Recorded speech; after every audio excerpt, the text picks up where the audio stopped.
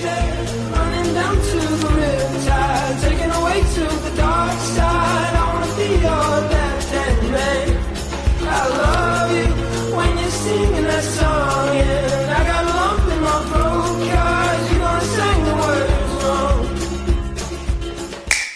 So ayan guys, napalitan natin yung preno nitong Click 125. Ngayon papalitan natin guys yung brake lever, saka yung dito yung cable ng preno. Ayan, hindi ko na pinakita pero nagpalit tayo ng brake shoe. Ayan, napakagaan nito. Pinalitan natin guys ng Seaworks brake shoe. Hindi ko na napakita pero ayan, naikabit ko na. So guys, ito nga pala yung napili natin na ikabit, itong Motaro Brake Master Set. Ayan guys, left and right na nga pala to. Ayan, motorcycle accessories.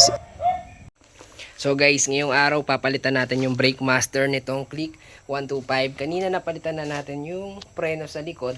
Ayan, ngayon naman itong Brake Master, papalitan natin ito, itong Motaro. Ayan, Brake Master, may ano siya, tank. Ayan. Ano na siya guys, hindi na siya combi brake, no. Ida-direct na natin yung Click 125. Ayan, pati cable nung sa likod sasabay na rin natin. Ayan, ito i-install natin, no. Motaro. Ganda nito guys. Ayan, Motaro Brake Master Set. Ayan, cable na siya guys, saka ano, hydraulic. So yun guys, bali ngayon papaklasin natin muna tong head bearings. Ayan, alisin natin. Unahin natin tong leg. So eto guys, natanggal na natin yung sa may uluhan, yung mga bearings. Medyo mahirap lang itong tanggalin kasi napakahigpit ng mga tornilyo ng Honda, no. Ito yung pinaka-challenging talaga, yung magbaklas ng mga bearings ng Honda. So ito guys, tinatry lang muna natin kasi iaano din naman natin to, i-adjust natin kasi titignan natin kung tatama ba yung tank doon sa head ng bearings, kung mag-a-adjust pa or magbabawas. So ayan guys, ano lang naman, dalawang tornilyo lang naman yung kada brake master, yung sa left saka sa right.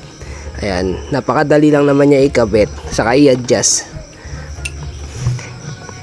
Ito nga pala guys yung pinagtanggalan natin, yung combi brake na brake master. Ayan, tinanggal ko yan guys, pinalitan natin ng direct kasi mahirap laging nawawalan ng preno dun sa combi brake. Ito guys, hindi na to, itong direct. So ayan guys, update, no, naikabit na natin. Ayan, ito yung Motaro na brake master. Ito guys, ito may tangke. Ayan, tapos ito guys, wala. Ito yung left, ito yung right, no. Bali ito naging na lang siya, cable brake na lang sa drum brake. Tapos ito hydraulic pa din. Ayan, naikabit na natin. Ibi-bleed na lang natin pagkalagay ng fluid. Ayan, tapos yung socket na ito, ayan, inano na natin, kinonek natin dito. Bali nagputol ako ng socket nung nito, yung kasama. Bali nirekta ko siya. Tapos dito tinanggal natin yung combi brake. Ayan, kung makita nyo, wala na yung cable na magkadugtong dito kasi nga naka-direct na siya. So ayan guys. So guys, ito yung Motaro, ito yung niya, brake master fluid tank. Ayan, ganyan siya guys. Ito, uy. Ayan, tapos meron siyang gasket dito sa loob. Ayan, tapos malalim yung tornilyo niya.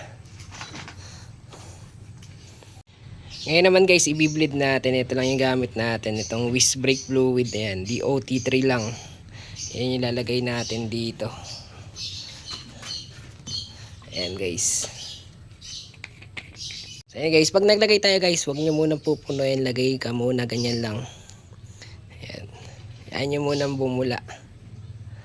Ayan, ganyan lang muna.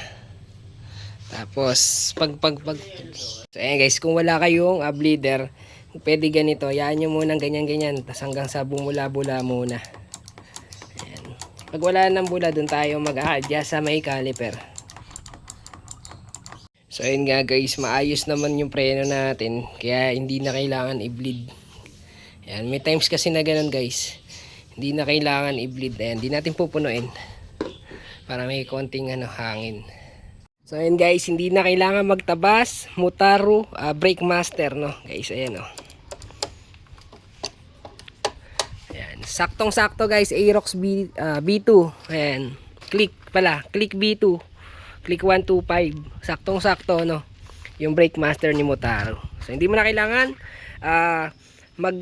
bawas or magtabas, no. Direkta na lang, plug and play lang.